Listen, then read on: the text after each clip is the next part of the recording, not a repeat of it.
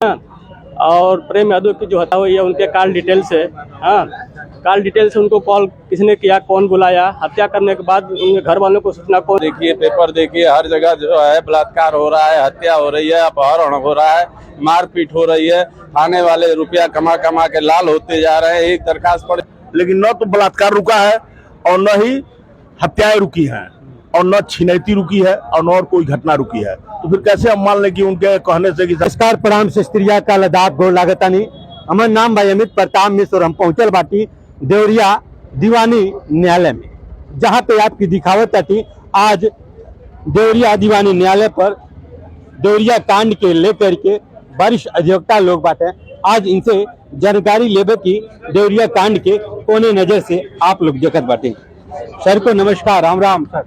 जी sir. Sir, ये देवरिया जो नरसंहार हुआ इसको किस नजर से देखते हैं? वो देवरिया में जो नरसंहार हुआ है वो बहुत ही शर्मसार करने वाली घटना है, बहुत ही निंदनीय कृत्य हुआ है, क्योंकि जमीन के विवाद के लिए हत्या ही उसका सलूशन नहीं है। जमीनी विवाद को सलटाने के लिए राजस्व न्यायालय है, सिविल कोर्ट है और भी समाधान दिवस तमाम लगता है, जिसमें जा करके लोगों को अपना समाधान करना। देर हो सकता है लेकिन अंधेर नहीं होगा, मिलेगा, आज नहीं तो कल मिलेगा। अब अगर जल्दी में आपने किसी की हत्या कर दी तो जमीन जहां है वहीं रह जाएगा और वह व्यक्ति भी जमीन छोड़ के ऊपर चला जाएगा। तो यह समाधान नहीं है। समाधान वही है कि आप उसको न्यायिक तरीके से, न्यायिक प्रक्रिया का पालन करते हुए उसका समाधान खोज लें। जहाँ पूरे देश में अहिंसा परमो धर्म और महात्मा गांधी जी के जयंती मनावल जाता है, वहीं पे यहाँ पे नरसंहार होता है। हाँ, ये तो बहुत बढ़िया आप कहतनी कि जहिया गांधी जी का अहिंसा परमो धर्म रहल और ओहि दिने ई कुल जौन बा घटना हो गई, ई नाई होके के चाहत रहल, लेकिन अब वो गांधी जी का आत्मा वहाँ से रोते हुई। जहाँ हम कहते हैं कि आओ हमारी देश में चाहे कोनो भेष में, तो कहा यहाँ जब यहाँ जौन बा तो गांधियों के तो मारे वाला मरबे कल गोलिये से ना। इतने बड़े त्यागी पुरुष, इतने अहिंसा परमो धर्म वाले की हत्या गोली से हुई थी। इसको याद रखना चाहिए कि कहीं न कहीं उस समय भी आग किसी तरह की जल रही थी, कहीं न कहीं इसको धुआं निकला और गांधी को ले उठा। तो क्या इस घटना को बुलडोजर ही मेन सॉल्यूशन है? नहीं, बुलडोजर उसका सॉल्यूशन नहीं है। न्यायिक प्रक्रिया का पालन होना चाहिए और यह पहले जानकारी होनी चाहिए कि वह जमीन गांव सभा की है या उसकी बैनामे की है या उसकी भूमधरी है या उसकी पूर्वजी है। अगर वो पूर्वजी है, भूमधरी है, बैनामे की है, तो उस पर बनी मकान तो नहीं गिराया सकता। राजस्व विभाग की टीम वहाँ पे लगातार पैमाइश की, उसी 3 तारीख को ही पैमाइश करके उन्होंने बताया कि कुछ अवैध जमीन। राजस्व कर्मचारी और राजस्व विभाग जो है ये तो घटना को और ही खराब कर रहे हैं, क्योंकि वो प्रशासन के दबाव में। अभी इसको कहेंगे कि ये जमीन हम जो वहाँ बैठे हैं ये बंजर है, और अभी हम प्रशासन के तरफ से जरा सा हम शक्तिशाली हो जाए तो कहेंगे नहीं साहब ये जमीन नहीं है, यहाँ से 1.5 किलोमीटर दूर गांव सभा की जमीन है। तो वो उलझाने का काम तो वही करते हैं। प्रशासन के दबाव में जो कुछ हो रहा है, अन्यथा स्वच्छ और निष्पक्ष न तो नापी हो रही है और न उसका कोई समाधान किया जाए। जहाँ पे एक तरफ एक हत्या हो जाती है, उसके बाद उसके पछोत में 5-5 हत्या हो जाती है। उस समय कानून व्यवस्था, जहाँ योगी जी कहते हैं पूरे उत्तर प्रदेश में चुस्त और दुरुस्त है, और इस तरह ये लचर व्यवस्था इसको हम कहेंगे। अगर राजा का हनक होता तो निश्चित तौर पर यह घटना रुक सकती थी, और खाली लखनऊ से बोलने से नहीं होगा कि कानून व्यवस्था मेरी बड़ी सुदृढ़ है। अगर जमीनी हकीकत यह है कि यहाँ हत्याएं हो रही हैं, इसका मतलब कानून व्यवस्था नाम की कोई चीज नहीं है। अब कानून व्यवस्था नहीं है तो फिर कैसे चलेगा, न्याय मिलेगा लोगों को? कैसे लोग घूमेंगे आसानी से वो निर्द्वंद होकर कि साहब हम हमारे साथ कोई गुंडा कुछ नहीं करेगा? कैसे कोई लड़की घूमेगी कि हमारे साथ बलात्कार नहीं होगा, जब कानून व्यवस्था ही नहीं रहेगी? योगी जी कहते हैं कि उत्तर प्रदेश में 12 बजे रात तक लड़कियां घूम रही है और भूमाफियाओं के ऊपर बुलडोजर चल रहा है। अपराधी या उत्तर प्रदेश से बाहर है या जेलों में है।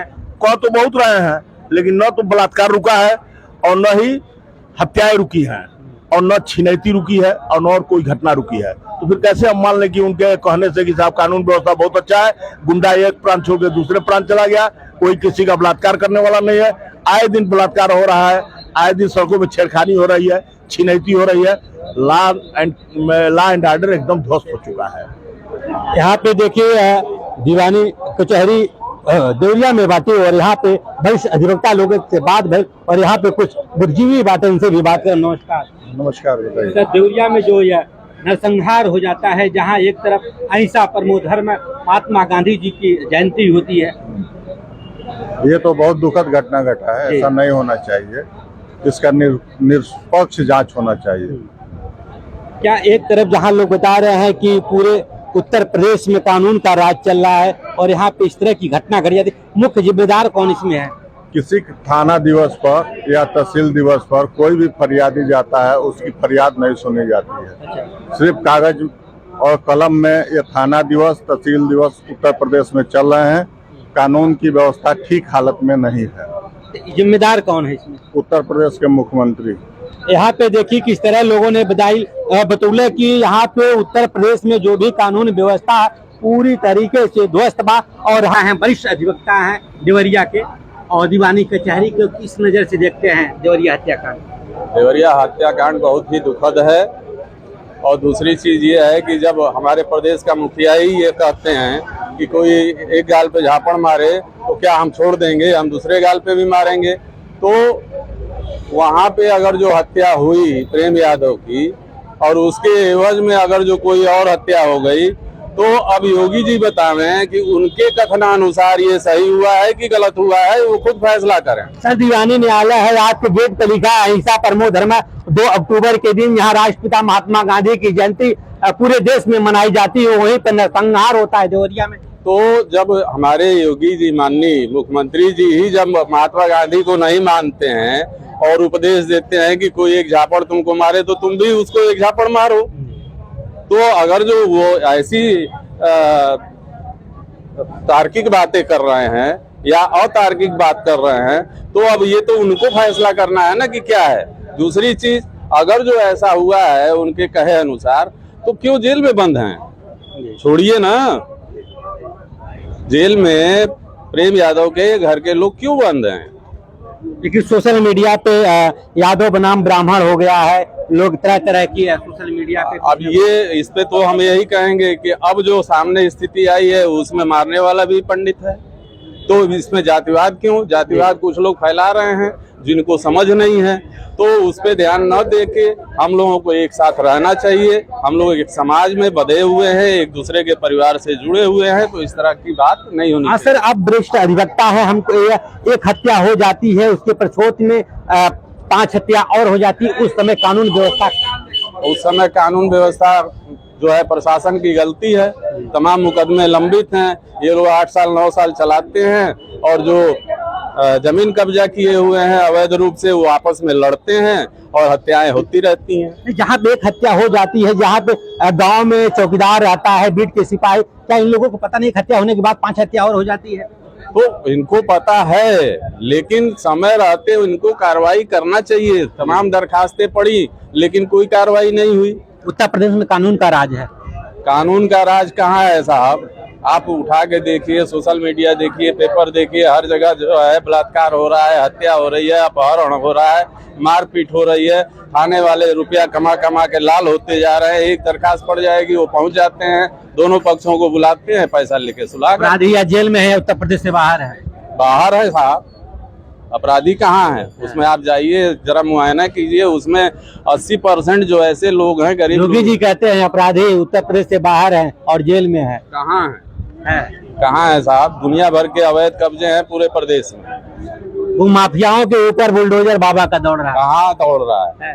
कहाँ दौड़ रहा है?